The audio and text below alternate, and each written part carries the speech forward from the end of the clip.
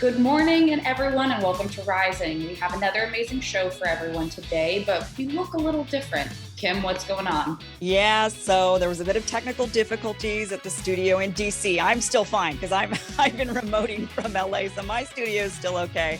But obviously, Alyssa is at home, and Ryan is also going to be joining us. And hopefully tomorrow we're going to be back on set, or at least Alyssa and Ryan will be when the power outage is hopefully solved. So there's just a bit of a studio technical glitch, that happens. So that's why things look a little different today. So bear with us, but we do still have a great show for you. We do have Philip Wegman and Roger Fisk joining us for Team Rising. Also, Congressman Ro Khanna is going to be with us as well today. But first, we wanted to discuss what happened over the weekend in Afghanistan. A drone strike by the US yesterday targeted a vehicle in Kabul loaded with explosives that officials said posed a threat to the airport during the final days of the evacuation effort of Americans in Kabul. Now, according to a CNN reporter, 9 members of one family were killed in the strike. According to a relative, 6 of the 9 victims were children. CENTCOM acknowledges reports of civilian casualties, saying, quote, "Powerful subsequent explosions resulting from the destruction of the vehicle indicated a large amount of explosive material inside that may have caused additional casualties." Retired Lieutenant Colonel Daniel Davis joins us to discuss the events that unfolded in the last 24 hours. Lieutenant Colonel, thank you so much for joining us. What a terrible few weeks we've seen in Afghanistan. And I should mention, you did multiple tours there in your time in service. What do you make of the past 24 hours, the Biden administration authorizing action to take out an ISIS threat, but also the potential civilian casualties that went with that? Yeah, it's just a horrible situation. I mean, as we get down now to the final hours, the tragedy just continues to manifest itself. I mean, first with the U.S. losing 13 troops, which, as a former soldier who served there, it's like everybody who serves there is like a brother in arms. So you feel it personally. And look, this one's just doubly egregious because, I mean, it comes literally days before the end of a 20-year war. And I just can't even imagine the pain of the family members who were left behind by that. And literally my heart goes out to every one of them.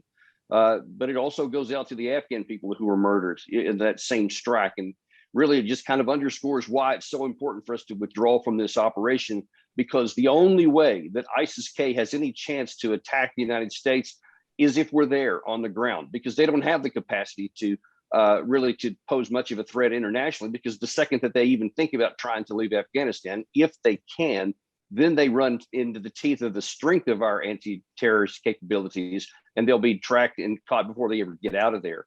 But this last strike, especially this weekend, really kind of underscores also the violence of ISIS-K, because they took this explosive-laden car into civilian areas. It had nothing to do with the airport, and they didn't care about collateral damage.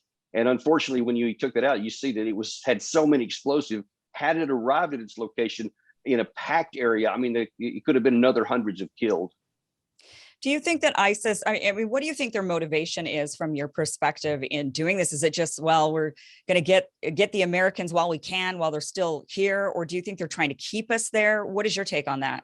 Oh, yeah, absolutely. The first one, because they know that they are powerless to do anything beyond Afghanistan. And so this is their chance to gain international notoriety, their chance to recruit more, to get more money. So they have a high profile attack right here that they know the entire world media is watching, and it blasts their names, and it makes them appear much stronger than they are.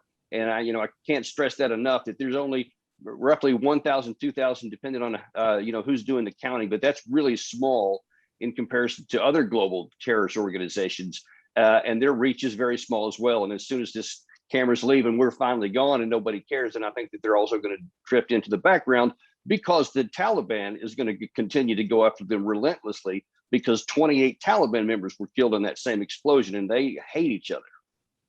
Let me ask you, you've been very outspoken about the fact that, our top military brass hid from the American public that this war was not succeeding, that there was no path to victory over the last 20 years. And You didn't seem to be surprised by how quickly things fell apart once we did start withdrawing forces from Kabul. And I think, on this program, we've mostly, even though we're right, left, and center, mostly agreed that it was time to leave Afghanistan. But the question I keep coming back to is the way we did it. So, in your military expertise, was there a way we could have evacuated civs sooner, gotten Americans out sooner, held on to certain locations that could have, not put us at this pinpoint of the Hamid Karzai airport where we would have seen fewer casualties? Or in your estimation, is this kind of the best it could have worked out?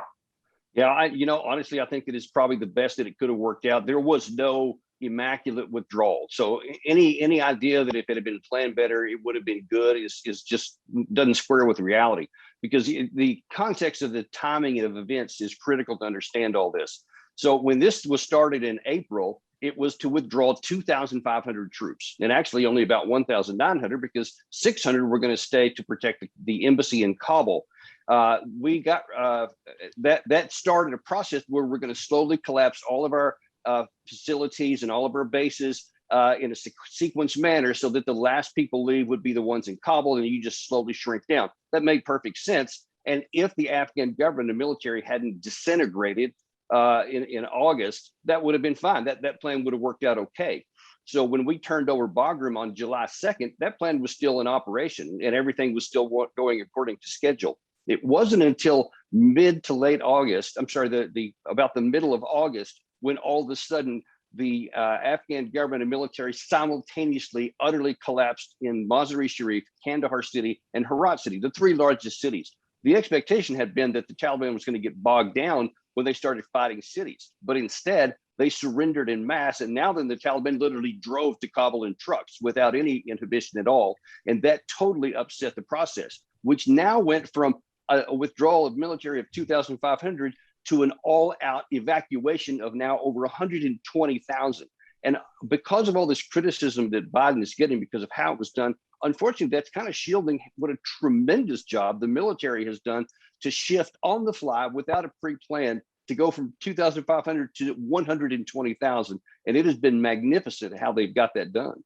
Yeah, I just think a lot of us take issue with the fact that, how did we spend 20 years and our intelligence department, our defense department, our State Department didn't know that the Afghan fighters did not have the will to continue on this fight. It was not Vietnam. The South Vietnamese army had the will. They had a reason. They decided to fight for 2 years after the withdrawal of the American troops. But what the heck was going on with all the intel?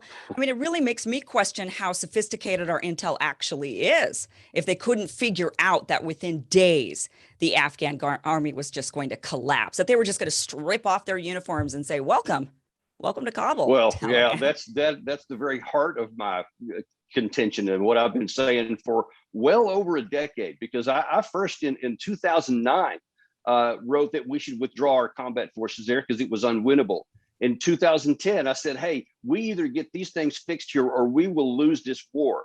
And then in 2012, after my return from my last combat deployment, I again said, here's why we're losing. And if we don't get this fixed, it's not going to work. So it's not that the intelligence was bad. This has been known from the beginning. And one of the things we have been exposed in the WikiLeaks stuff that was released in 2010, the Afghan papers by the Washington Post, we know that for all the 10 years since I've been talking here, that they've known this. So it's not an intelligence failure, it's a policy failure and a leadership failure to just acknowledge ground truth reality. Yeah, and one quick point I want to make, because I do agree with Kim and your assessment that we just totally misjudged the will of the Afghan security forces to fight. But I do want to note 40,000 Afghan security forces have died over the course of this war, whereas the US lost about 2,400 soldiers, all of which is tragic. And it sounds like could have been avoided if we had just dealt with reality that this was an unwinnable situation. That's exactly right.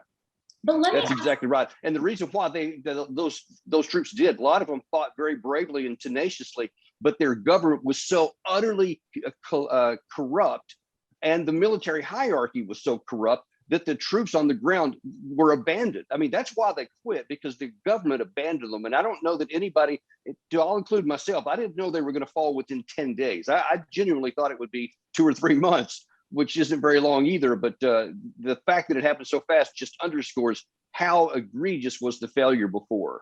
Well, and it's stunning to me. I in my previous roles, I sat down at NATO meetings with Ashraf Ghani, the former president who fled the country, where I think many of us felt like this is a reformer. This is someone who can be a transformational leader and an advocate for the people of Afghanistan.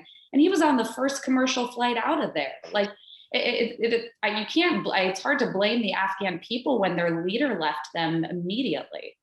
Well, and it was doubly egregious because he had just given a speech after coming back from Mazar-e-Sharif, talking about how we were going to redouble our efforts and we're all going to fight. And then all of a sudden he left. And I mean, even his own staff didn't know. That's how fast he just abandoned everybody. And of course, when the rest of the people see that, then they know that all hope is now lost. And that's why they would rather surrender than to die for something that they know they can't win. So we are now getting out of the country, and Secretary of State Anthony Blinken has said that we're not going to be leaving any sort of, diplomats or anyone behind. So one of the big concerns is that, the Taliban has said that they're going to be allowing free travel, and movement. And so Americans and others will still be able to get out of the country even after our deadline tomorrow.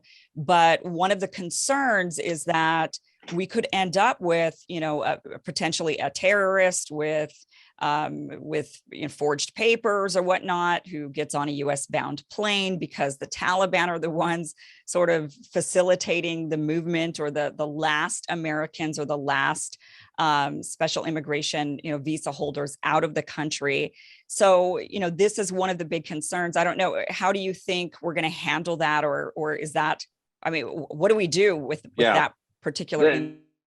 It's always our responsibility to vet anyone who comes in the United States, no matter where they come from or what means they get there. And anyone leaving the Kabul airport will face this same scrutiny that every other single traveler in the world faces when they come to the United States. When they come into our immigration system, they will be vetted there, just like the other people. So I think we'll be able to control and to take care of. And most likely, I bet you'll see probably there'll be some sort of holding station where it's not literally you just, go through an immigration process and then leave the airport. I'm sure that there'll be some sort of holding area where they have to do some probably more robust vetting to make certain that doesn't happen. And I think everybody understands that. And I think that we're probably equipped to take care of that part. Well, and on that, I think we generally agree. And, you've got the expertise that the Taliban doesn't pose a threat to the homeland. They are very focused on Afghanistan. They've now are in control of the country. That's where their base of operations is. But with all of the military equipment that they're inheriting from the US, fixed wing aircraft, Black Hawks, night vision goggles, machine guns, et cetera, are they more dangerous to the region than they previously were? And is there any scenario where they could pursue efforts against the US? I think on your first question, there's not any chance of them using this weapon to pose a threat to anybody else. They have from day one, and I'm talking like 1996 day one, always wanted to be a nationalist organization. They never had any interest in wanting to, join international jihad. Even when they allowed the Al-Qaeda to come in, it was sort of like, all right, we'll just kind of, you're as our guest, but we don't have any interest in joining your internationalist agenda. And one of the reasons they fight with ISIS-K is because ISIS-K does want that. They don't. So they have a real philosophical fundamental difference. But it's interesting on the idea about this equipment. A couple of things that are important to point out. The first of it, the former Afghan government people that we had given this stuff to, we gave tremendous amounts of training, and yet they still had a great deal of difficulty operating it. Now none of that's there. So especially the sophisticated equipment, there's almost no chance that the Taliban can do that until somebody comes to some kind of an agreement, if that ever happens, to give them training and resupply and other kinds of fundamental supplied support, without which you can't fly those things. Mm-hmm. But also consider all of that equipment was given to the Afghan army to defend itself and to secure itself within, and it's still going to be used for that, even though it's the Taliban using it now. So in a sense, the original purpose is still going to be met. All right.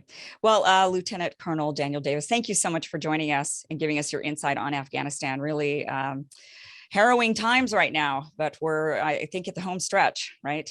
We finally are, and there's a lot of stuff lot of work still to do for a lot of those people who are still down there. One of my friends is one of them, still trying to get out. But at least the threat to American personnel is going to be over. All right. Thank you so much for joining us. Best of luck. Thanks. My pleasure for being here. All right. We do have our radars. That's coming up next.